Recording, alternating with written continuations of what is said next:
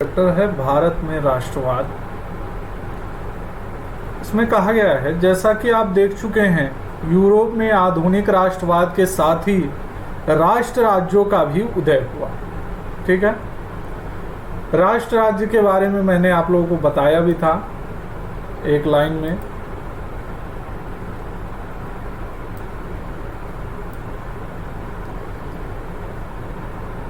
राष्ट्र राज्य की कल्पना की यदि बात करते हैं तो इसमें जो किसी भी राष्ट्र की राजनैतिक सत्ता होती है, उस सत्ता में उस क्षेत्र के निवास करने वाले लोगों की जो सांस्कृतिक पहचान होती है, ऐतिहासिक पहचान होती है, जो सामूहिक भाषा बोली जाती है, इन सभी को क्या किया जाता है, उसमें मिश्रित कर दिया जाता है। यही राष्ट्र राज्य का कॉन्सेप्ट आपका आता है, जो आपको पिछले चैप्टर में बताया भी गया है। इससे अपने बारे में लोगों की समझ बदलने लगी। वे कौन हैं, उनकी पहचान किस बात से परिभाषित होती है, यह भावना बदल गई। क्योंकि पहले क्या था, पहले एक सामाजिक संस्था के रूप में लोग अलग अलग समुदायों में बटे हुए थे, लेकिन इसमें राष्ट्र राज्य का जब कॉन्सेप्ट आया तो इसमें लोग क्या हुए, सभी लोग एक साथ एक ही झंडे के नीचे एक राष्ट्र के रूप में निवास करने की भावना से क्या हुए, प्रेरित हुए। उनमें राष्ट्र के प्रति लगाव का भाव पैदा होने लगा।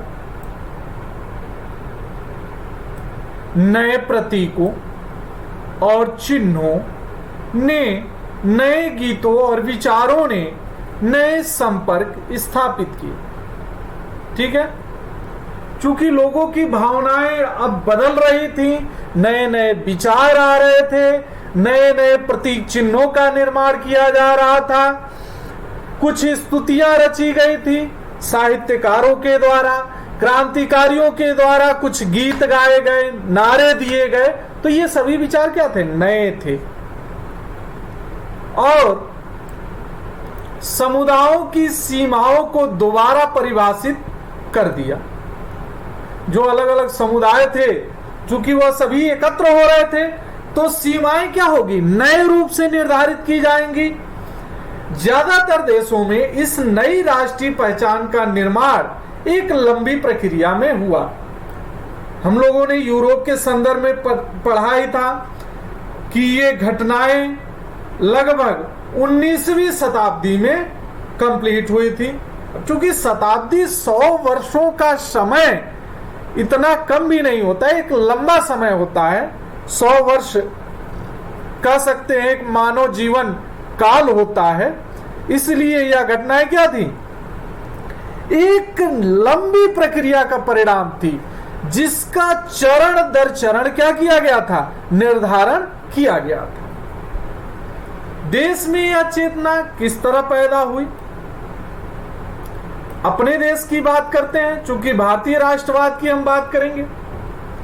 वियतनाम और दूसरे उपनिवेशों की तरह भारत में भी आधुनिक राष्ट्रवाद के उदय की परिघटना उपनिवेशवाद विरोधी आंदोलन के साथ गहरे तौर पे जुड़ी हुई थी।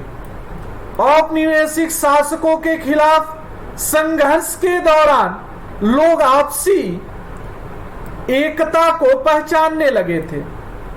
चूंकि औपनिवेशिक काल आपने पढ़ा है इतिहास में कि इस समय लगभग 19वीं शताब्दी की बात करें तो भारतीय परिवेश में क्या था, अंग्रेजी शासन था। तो अंग्रेजी शासन में चूंकि वो लोग औपनिवेशिक रूप से यहां शासन कर रहे थे, तो इसमें यहां के लोगों को एकता की पहचान आपस में क्या होने लगी, महसूस होने लगी। जो यहाँ के कह सकते हैं जन्मजात यहां से थे, जैसे मजदूर हो गए या आम जनता हो गई, जो यहाँ के लोग उनके द्वारा शासित किए जा रहे थे, जो अपने आप को एक तरह से शोषित महसूस कर रहे थे। इनके अंदर किस प्रकार से एकता उत्पन्न होती है? उत्पीड़न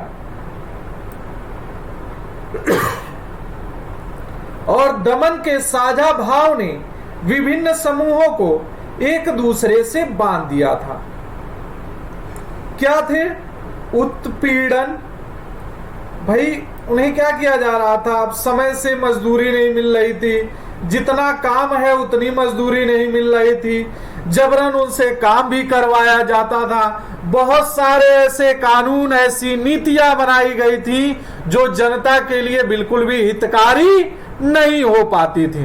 ठीक है, तो ये उत्पीड़न और दमन, यानी जो जो लोग इस कुचक्र में पिस रहे थे, ये सभी आपस में क्या हो रहे थे? आपस में एक दूसरे से जुड़ रहे थे। ठीक है ना? आपस में एक दूसरे को भाई कहते हैं ना कि अगर हम किसी समस्या से परेशान हैं और उसी समस्या से कोई और भी व्यक्ति परेशान है और हम और वो व्यक्ति दोनों ही मिल जाएं, तो दोनों मिलके क्या कर सकते हैं? उस समस्या का आसानी से निदान कर सकते हैं और इससे हम दोनों के अंदर क्या होगा? एक एकता की भावना, एक भाईचारे की भावना हमें क्या होगी? आपस में जोड़ देगी। लेकिन हर वर्ग और समूह पर उपनिवेशवाद का असर एक जैसा नहीं था। भाई हर वर्ग, हर समूह पर एक प्रकार से नहीं था, उनके अनुभव भी अलग अलग थे। ठीक है ना? जैसे किसान हो गए, जमींदार हो गए यहाँ के, तो बहुत सारे लोग अलग अलग तरह से अपने आप को औपनिवेशिक शासन में क्या कर रहे थे? महसूस कर रहे थे। अलग अलग तरीके से अपनी अपनी भावनाएं क्या है, क्योंकि जो मजदूर लोग थे उनको चूंकि कृषि का फसल उत्पादन होता था, उसका उचित दर नहीं प्राप्त होता था, तो वो अपने आप को अलग महसूस करते थे। जो जमींदार थे वो जमीनों पर जबरदस्ती कार्य कराते थे लोगों के द्वारा, तो देखिए वो अलग तरीके से अपना महसूस करते थे। तो इन सबके अंदर क्या था? अलग अलग भावनाएं थी।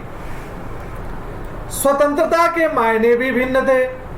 महात्मा गांधी के नेतृत्व में कांग्रेस ने इन समूहों को इकट्ठा करके, देखिए कांग्रेस ने क्या किया? अब चूंकि हमारे गांधी जी राष्ट्रपिता जो हमारे थे महात्मा गांधी जी, इन्होंने क्या किया? कांग्रेस के नेतृत्व में, ठीक है ना, कांग्रेस जो उस समय की क्या थी? सबसे बड़ी पार्टी थी, राजनीतिक पार्टी के रूप में कार्य करती थी। इसके नेतृत्व में इन सभी समूहों से क्या किया? इकट्ठा किया, सभी लोगों से मिले, सबके अंदर उनके स्वतंत्रता की भावना उन्होंने क्या की? उत्पन्न की। एक विशाल आंदोलन खड़ा किया। ठीक है ना?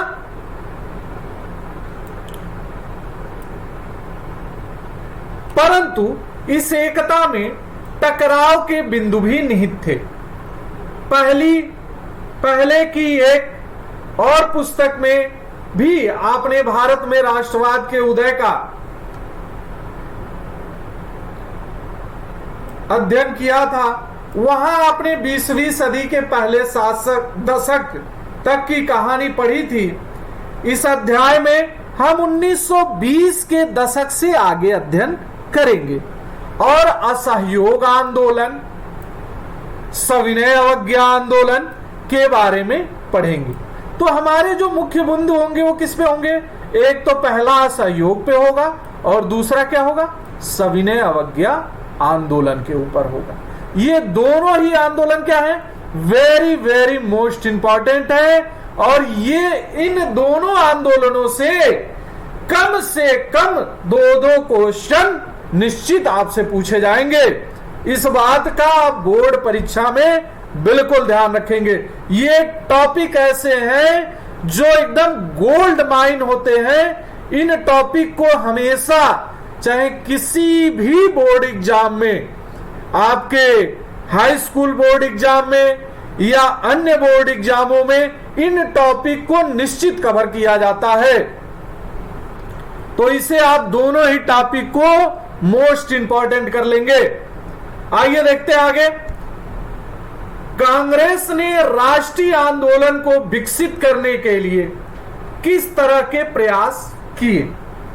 इस आंदोलन में विभिन्न राजनीतिक समूहों ने किस तरह हिस्सा लिया और किस तरह राष्ट्रवाद ने लोगों की कल्पना को नई उड़ान दे दी, इन सब के बारे में हम पढ़ेंगे। ठीक है,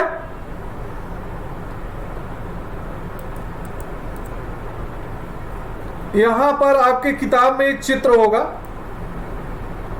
इसे आप देख लीजिएगा, आपके बुक में दिया गया होगा ये चित्र। ठीक है,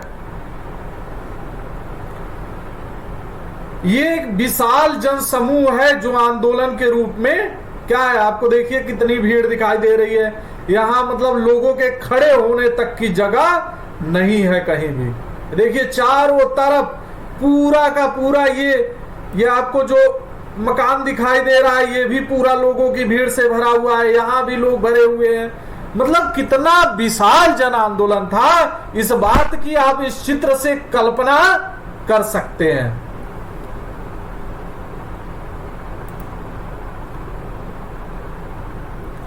आइए आगे देखते हैं हम।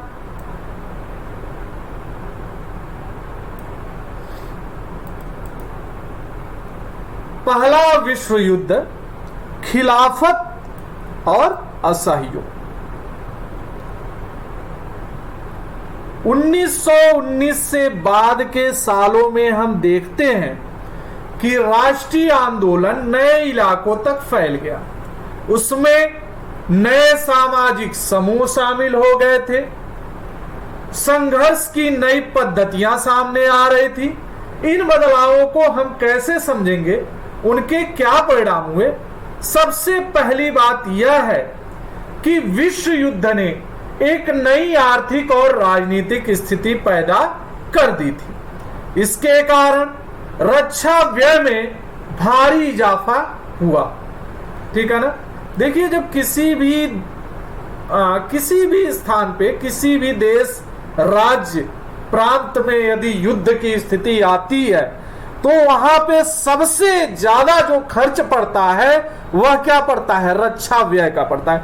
बाकी भाई सबसे बड़ी बात कि जो लोग युद्ध करेंगे उनके लिए राशन की व्यवस्था करनी पड़ेगी, उनके लिए दवाओं की व्यवस्था करनी पड़ेगी, और उससे भी बड़ी बात यदि कहें तो सबसे बड़ी चीज ये होती है, मोस्ट इंपॉर्टेंट ये हो जाता है हमारे लिए कि भाई युद्ध लड़ना है, हमें कोई बैठ के पंचायत नहीं करनी है, इसलिए हमें हथियारों की भी क्या होगी? भरपूर आवश्यकता पड़ेगी, और हथियारों के निर्माण में एक भारी धन व्यय होगा। तो यही चीजें यहां पे बताई गई हैं। इस खर्चे की भरपाई करने के लिए युद्ध के नाम पर कर्जे लिए गए और करों में वृद्धि की गई। चूंकि औपनिवेशिक शासन था, आपको पता ही था, तो युद्ध में कौन भाग लेगा? तो इंग्लैंड लेगा, और चूंकि इंग्लैंड भाग ले रहा था, दूसरे नंबर यहां पर भी टोटल अंग्रेजी शासन था, तो यहां के जितने भी शासन करने वाले थे वो क्या करेंगे? कर्ज को बढ़ा देंगे, कर्ज की मांग करेंगे कि भाई हमें गवर्नमेंट के रूप में चूंकि थे तो ये कहेंगे गवर्नमेंट को आप क्या करें? कर्ज दें। दूसरे नंबर आम जनता के ऊपर क्या करेंगे? करों में ज्यादा से ज्यादा वृद्धि करेंगे ताकि राजस्व ज्यादा से ज्यादा क्या हो सके? अर्जित हो सके, जिससे युद्ध में सहायता प्राप्त हो सके। आगे आइए देखें, सीमा शुल्क बढ़ा दिया गया, आयकर शुरू किया गया। ठीक है ना, युद्ध के दौरान कीमतें तेजी से बढ़ रही थी। 1983 से 1918 के बीच कीमतें 2 गुना हो चुकी थी। देखिए समय अंतराल क्या है? मुश्किल से 12 या 13 वर्ष का है, लेकिन कीमतें क्या हो गई? सभी चीजों की, जो भी आवश्यकता की वस्तुएं थी, सभी चीजों की कीमतें 2 गुनी हो गई। ठीक है, क्यों हो गई? क्योंकि सरकार ने टैक्सेशन को बढ़ा दिया, यानी सरकार ने उस पे क्या किया, भारी कर को लगा दिया, जिसके कारण चीजों की कीमतें क्या हो गई, दोगुनी हो गई, जिसके कारण आम लोगों की मुश्किलें बढ़ गई। भाई कोई चीज जब दोगुनी कीमत हो जाएगी तो लोगों को उस सामान को खरीदने में समस्या आएगी कि नहीं आएगी, सबको आएगी। गांवों में सिपाहियों को जबरन भर्ती किया गया, ठीक है ना, गांवों से लोगों को क्या किया गया, सिपाही बनाया गया, जबरदस्ती, चाहे उनकी इच्छा हो या न हो, उनसे कहा गया ये लो हथियार पकड़ो और तुम्हें युद्ध लड़ना है, जिसके कारण ग्रामीण इलाकों में व्यापक गुस्सा था। 1918-1920-21 में देश के बहुत सारे हिस्सों में फसल खराब हो गई, जिसके कारण खाद्य पदार्थों का भारी अभाव पैदा हो गया। उसी समय फ्लू की महामारी फैल गई। अब देखिए समस्याएं कितनी विकट हो रही हैं, 3 स्टेपों में ये समस्याएं अति से अति गंभीर होती जा रही हैं, ठीक है ना। पहला नंबर, फसल खराब हो गई। भाई फसल खराब हो गई तो लोगों को खाने के लिए नहीं प्राप्त होगा, भोजन ही नहीं प्राप्त हो पाएगा, ठीक है, और भोजन नहीं प्राप्त हो पाएगा तो शरीर किसी का भी क्या होगा, जब वह भरपूर आहार नहीं ग्रहण करेगा किसी मानव का शरीर, तो वह क्या हो जाएगा, कमजोर हो जाएगा। और उसी समय एक महामारी भी फैल गई।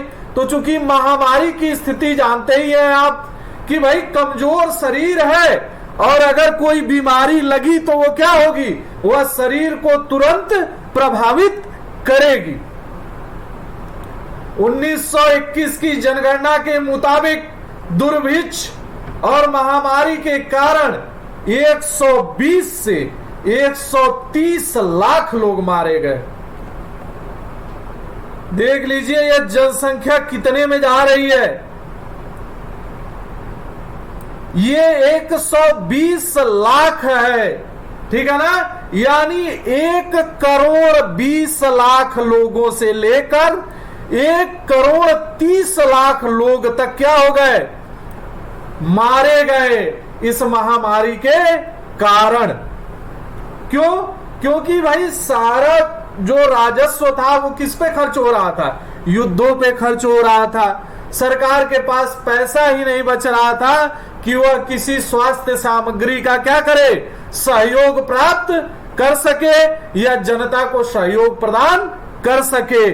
और महामारी का प्रभाव भीषण से भीषण होता चला गया। लोगों को उम्मीद थी कि युद्ध खत्म होने के बाद उनकी मुसीबतें कम हो जाएंगी, लेकिन ऐसा हुआ नहीं। इसी समय एक नया नेता सामने आया, उसने संघर्ष का एक नया ढंग, एक नया तरीका पेश किया। अब देख लीजिए वह नया नेता आप लोगों को पता ही है कौन है, हमारे राष्ट्रपिता महात्मा गांधी हैं। सत्याग्रह का विचार आया। जनवरी 1915 में भारत लौटे। कौन लौटे? हमारे राष्ट्रपिता। इससे पहले वे दक्षिण अफ्रीका में थे, ठीक है, वहां भी उन्होंने बहुत सारे आंदोलन चलाए जिसमें उन्होंने सफलता भी प्राप्त की थी। उन्होंने एक नए तरह के जन आंदोलन के रास्ते पर चलते हुए वहां की नस्ल भेदी सरकार से सफलतापूर्वक लोहा लिया था। जो चूंकि यहां पे सरकार क्या कर रही थी, दक्षिण अफ्रीका में नस्लों के बीच भेद कर रही थी, यानी वहां क्या था, गोरे काले का भेद था कि भाई जो लोग गोरे होंगे, जो गोरे थे वह क्या थे, वह मूल रूप से अंग्रेजी थे, अंग्रेज के रूप में थे, और वही वहां पे क्या थे, उच्च पदाधिकारियों के रूप में नियुक्त थे, वही वहां पे शासन भी कर रहे थे। और वो लोग आम जनता को क्या कर रहे थे, अपने बहुत ही घृणित विचारों से देखते थे। तो इसमें हमारे राष्ट्रपिता जी ने हस्तक्षेप किया, ठीक है, महात्मा गांधी जी ने। और उन्होंने इसमें क्या किया था, सरकार से यानी वहां के गोरे लोगों से सफलतापूर्वक क्या किया, आंदोलन किया।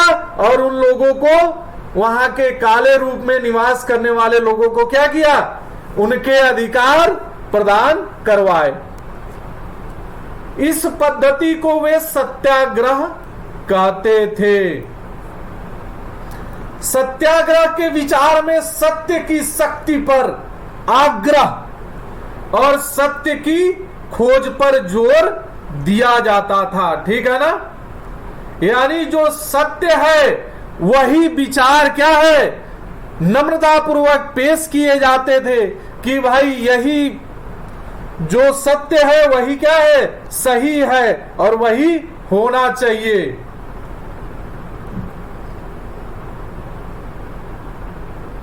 इसका अर्थ देख लीजिए, यदि आपका उद्देश्य सच्चा है, यदि आपका संघर्ष अन्याय के खिलाफ है, तो उत्पीड़क से मुकाबला करने के लिए आपको किसी शारीरिक बल की आवश्यकता नहीं है।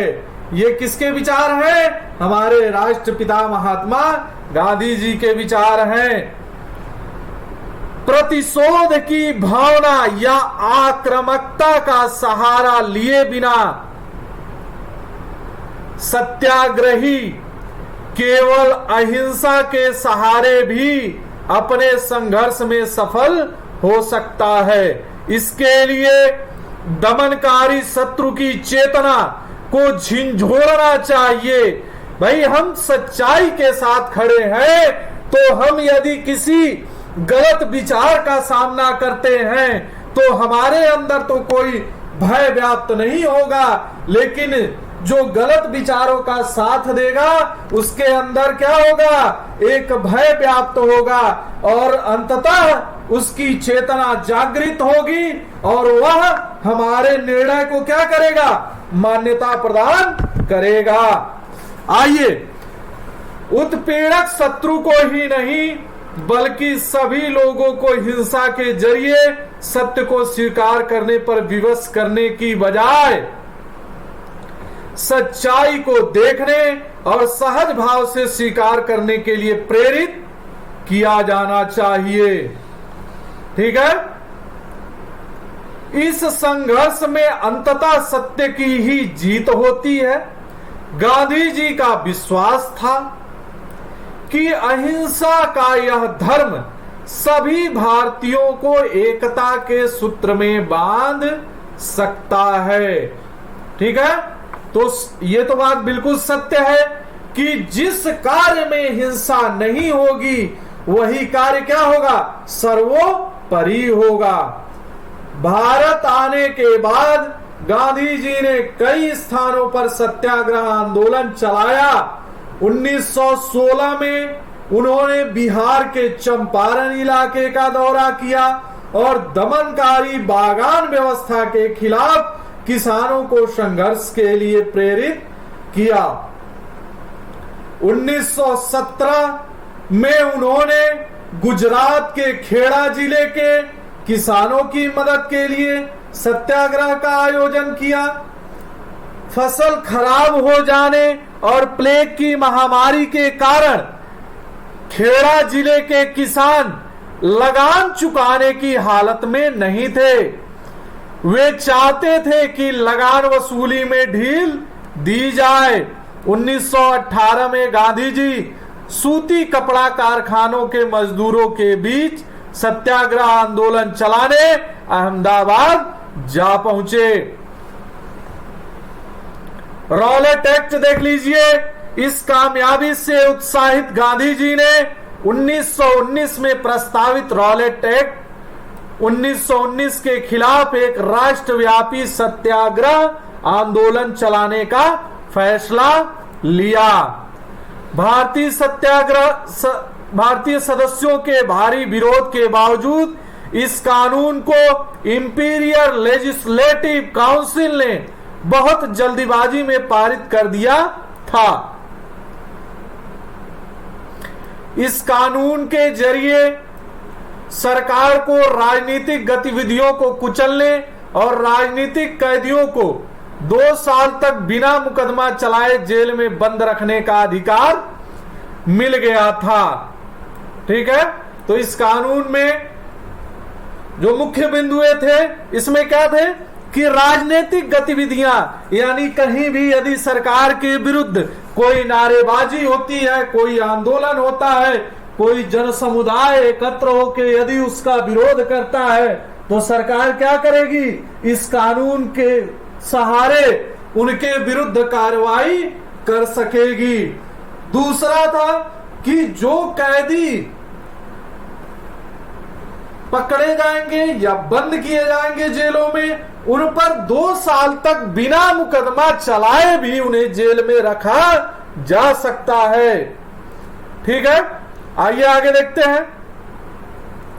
महात्मा गांधी ऐसे अन्यायपूर्ण कानूनों के खिलाफ अहिंसक ढंग से नागरिक अवज्ञा चाहते थे। इसे 6 अप्रैल को एक हड़ताल से शुरू होना था। विभिन्न शहरों में रैली जुलूसों का आयोजन किया गया। रेलवे वर्कशॉप्स में कामगार हड़ताल पर चले गए, दुकानें बंद हो गई। इस व्यापक जन उभार से चिंतित तथा रेलवे व टेलीग्राफ जैसी संचार सुविधाओं के भंग हो जाने की आशंका से भयभीत अंग्रेजों ने राष्ट्रवादियों पर दमन शुरू कर दिया। अमृतसर में बहुत सारे स्थानीय नेताओं को हिरासत में ले लिया गया। गांधी जी के दिल्ली में प्रवेश करने पर पाबंदी लगा दी गई। 10 अप्रैल को पुलिस ने अमृतसर में एक शांतिपूर्ण जुलूस पर गोली चला दी। इसके बाद लोग बैंकों, डाकखानों और रेलवे स्टेशनों पर हमले करने लगे। मार्शल लॉ लागू कर दिया गया और जनरल डायर ने कमान संभाल ली।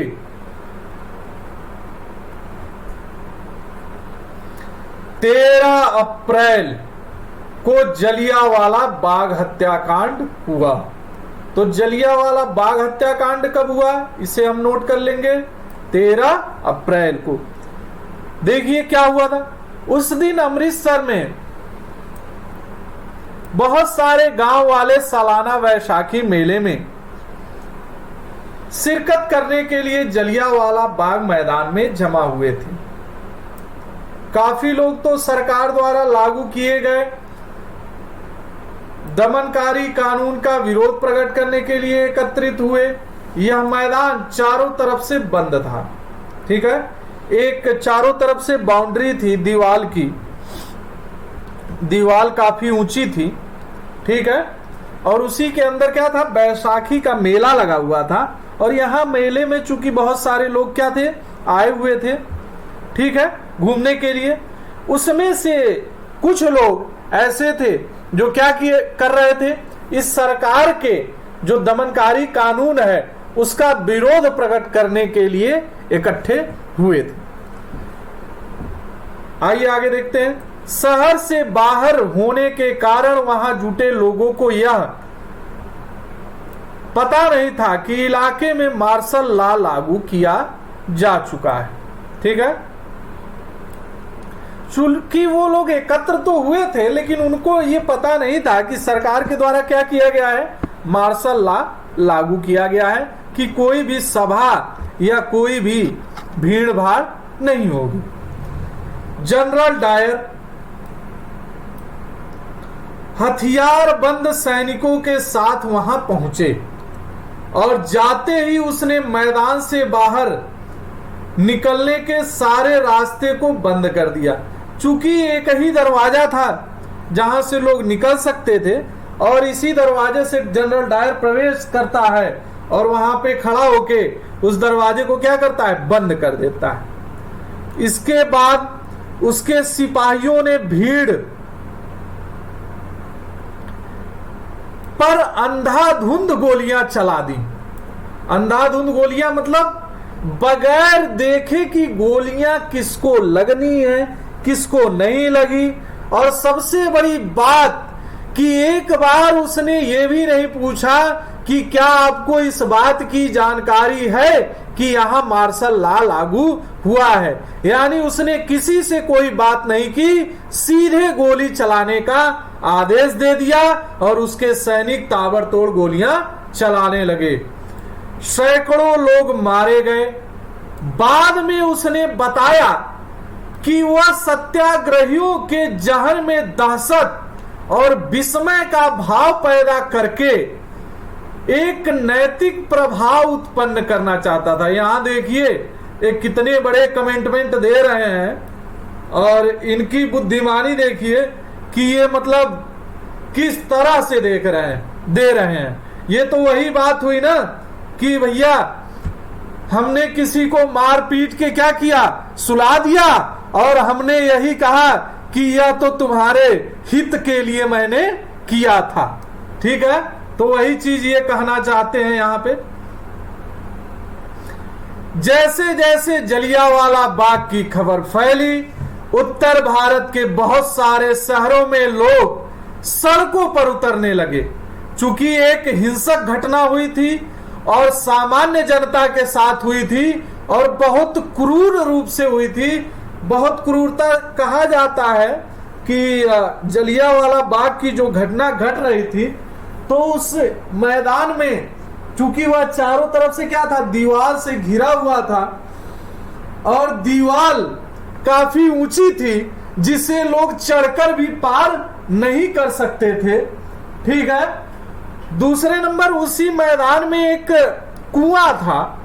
उस कुएं में कितने लोग अपनी जान बचाने के लिए, ठीक है, उस कुएं में कूद पड़े। और उस कुएं में कूदने के बाद चूंकि उस कुएं में भी पानी भरा हुआ था, तो उस कुएं में कूदने के बाद भी निकलने का कोई साधन न होने के कारण लोग उसी में क्या हो गए, मृत्यु को प्राप्त हो गए। ठीक है,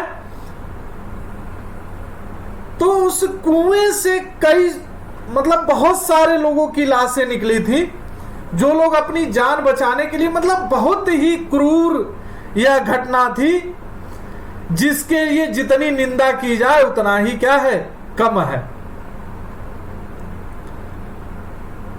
अब इसी का विरोध पूरे क्या हो गया, उत्तर भारत में होने लगा। पूरे उत्तर भारत में लोग सड़कों पर उतरने लगे, हड़तालें होने लगी, लोग पुलिस से मोर्चा लेने लगे। यानी पुलिस के खिलाफ क्या हो गई, नारेबाजी शुरू हो गई, पत्थरबाजी शुरू हो गई, बहुत सारी चीजें शुरू हो गई। सरकारी इमारतों पर हमला करने लगे। सरकार ने इन कार्रवाइयों को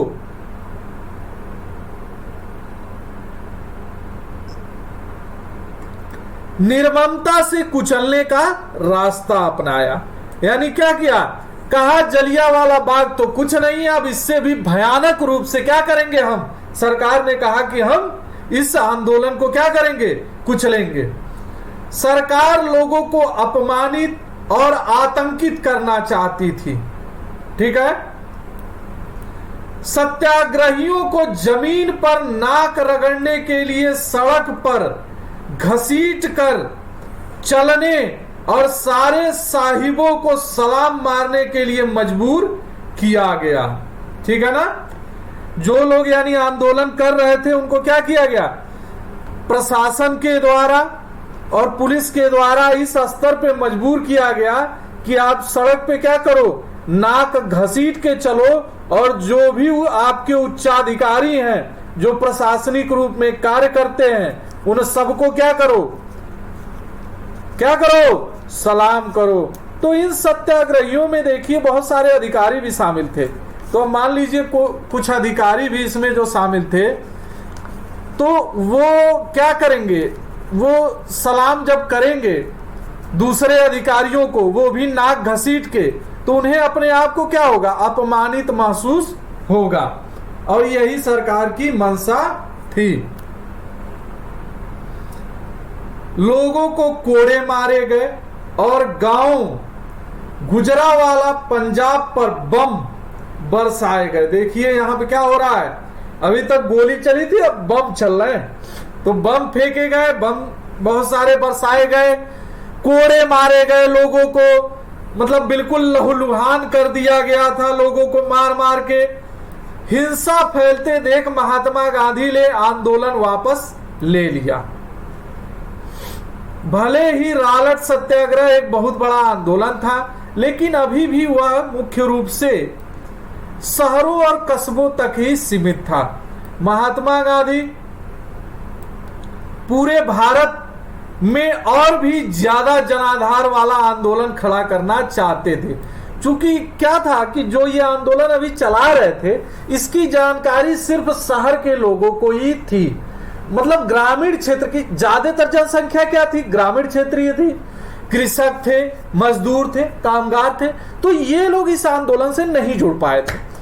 तो महात्मा गांधी ने कहा कि देखिए, कहा जाता है ना कि आप जब देखेंगे कि यदि शेर को शिकार करना है तो सबसे पहले वह कुछ कदम पीछे लेता है, उसके बाद क्या करता है, अपनी पूरी शक्ति को एकत्र करता है, पूरी जितनी उसकी क्षमता है उतनी शक्ति को पूरा एकत्र करके, और फिर वह पूरी शक्ति के साथ अपने शिकार पे क्या करता है, हमला करता है, जिससे कि उसको बचने की संभावना कोई भी प्राप्त न हो सके।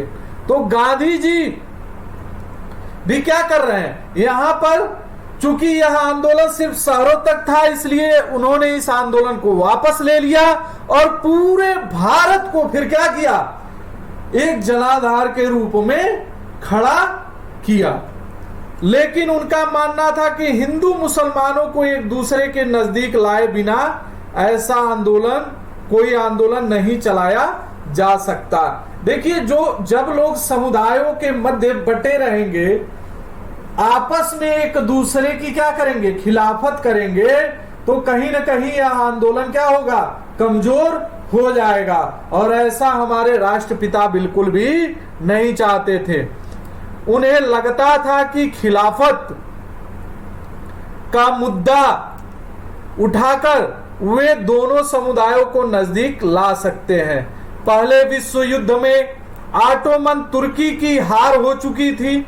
इस आशय का अफवाहें फैली हुई थी कि इस्लामिक विश्व के आध्यात्मिक नेता खलीफा, ठीक है ना, तो खलीफा आप लोग जानते ही होंगे, ऑटोमन साम्राज्य पर एक बहुत सख्त शांति संधि थोपी जाएगी, ठीक है ना, यानी बहुत कठोर क्या है, संधि थोपी जाएगी। क्योंकि ऑटोमन साम्राज्य क्या था, तुर्की साम्राज्य था, यानी इस्लामिक साम्राज्य था। तो इसमें इस्लामिक लोगों का मानना ऐसा था, इस्लामिक लोग ऐसा विचार रख रहे थे, या ऐसे विचारों को क्या कर रहे थे, मान रहे थे कि चूंकि हम युद्ध हार गए हैं, विश्व युद्ध हारे हैं, इसलिए अब चूंकि हमारे हारने के कारण जो राष्ट्र जीत प्राप्त किए हैं वह हमारे ऊपर बहुत ही कठोर शर्तें लागू करेंगे।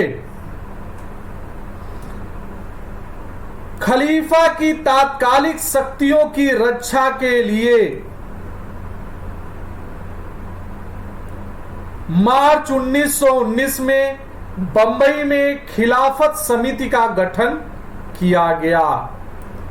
मोहम्मद अली और शौकत अली बंधुओं के साथ साथ कई युवा मुस्लिम नेताओं ने इस मुद्दे पर संयुक्त जन कार्रवाई की संभावना तलाशने के लिए महात्मा गांधी के साथ चर्चा शुरू कर दी थी। सितंबर 1920 में कांग्रेस के कलकत्ता अधिवेशन में महात्मा गांधी ने भी दूसरे नेताओं को इस बात पर राजी कर लिया कि खिलाफत आंदोलन के समर्थन और स्वराज के लिए एक असहयोग आंदोलन शुरू किया जाना चाहिए। आइए देखते हैं 1.3 असहयोग ही क्यों।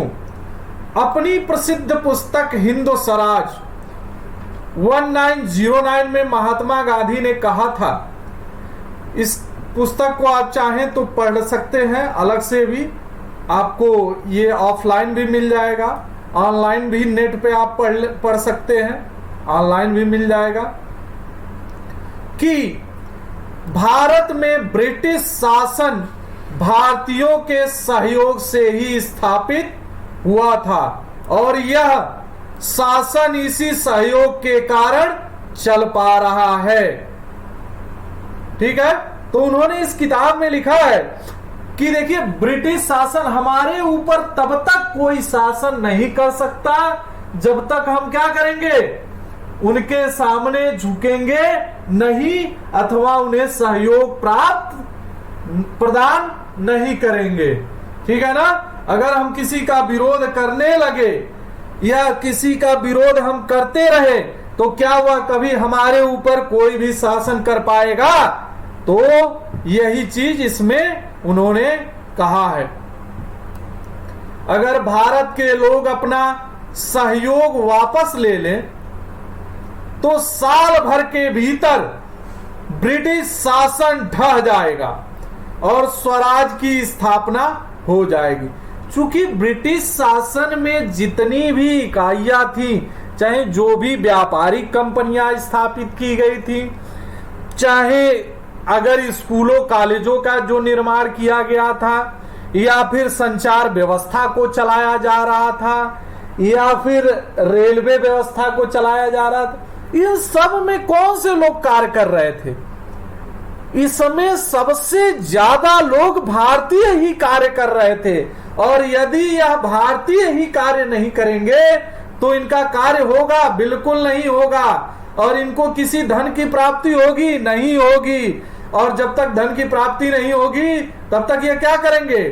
लाभ, चूंकि धन की प्राप्ति नहीं होगी तो लाभ भी इन्हें नहीं मिलेगा, कोई लाभ नहीं मिलेगा तो कोई किसी अन्य स्थान पर क्यों रहेगा? ठीक है, तो यही महात्मा गांधी जी का विचार था। असहयोग का विचार आंदोलन कैसे बन सकता था? गांधी जी का सुझाव था कि यह आंदोलन चरणबद्ध तरीके से आगे बढ़ना चाहिए। सबसे पहले लोगों को सरकार द्वारा दी गई पदवियां लौटा देनी चाहिए। बहुत सारी सरकारी पदवियां सरकार के द्वारा लोगों को, सामान्य लोगों को दी गई थी, वो सारी सरकारी पदवियां क्या करनी चाहिए थी? लौटा देनी चाहिए थी। ठीक है ना। सरकारी नौकरियां, सेना, पुलिस, अदालतों, विधायी परिषदों, स्कूलों, विदेशी वस्तुओं का बहिष्कार कर देना चाहिए। यानी सेना से भी क्या कर देना चाहिए? इस्तीफा दे देना चाहिए। पुलिस विभाग भी छोड़ देनी चाहिए। यानी सभी पूरी तरह से सारी व्यवस्थाएं क्या हो जाएंगी? अगर सभी लोग बहिष्कार करेंगे तो बंद हो जाएंगी। अगर सरकार दमन का रास्ता अपनाती है तो व्यापक सविनय अवज्ञा अभियान भी शुरू किया जाए। 1920 की गर्मियों में गांधी जी और शौकत अली आंदोलन के लिए समर्थन जुटाते हुए देश भर में यात्राएं करते रहे।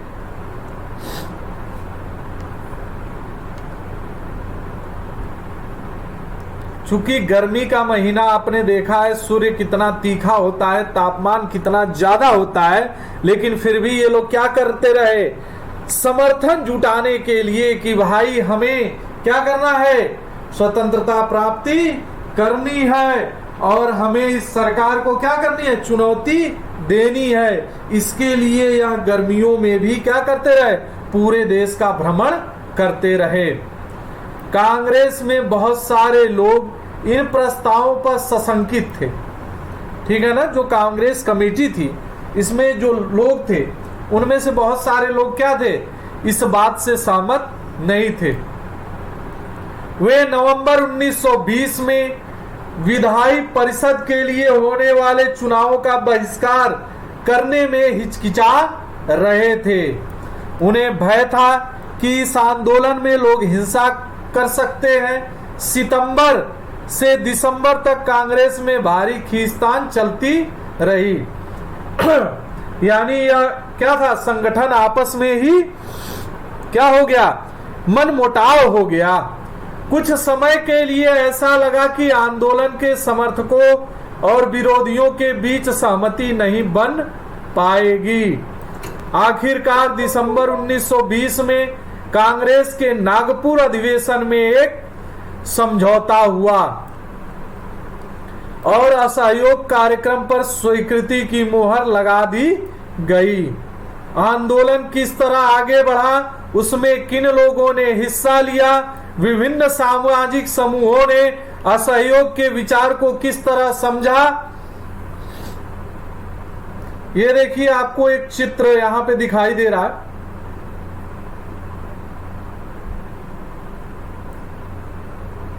ये असहयोग आंदोलन है, ठीक है ना, और ये आपका चरखा है।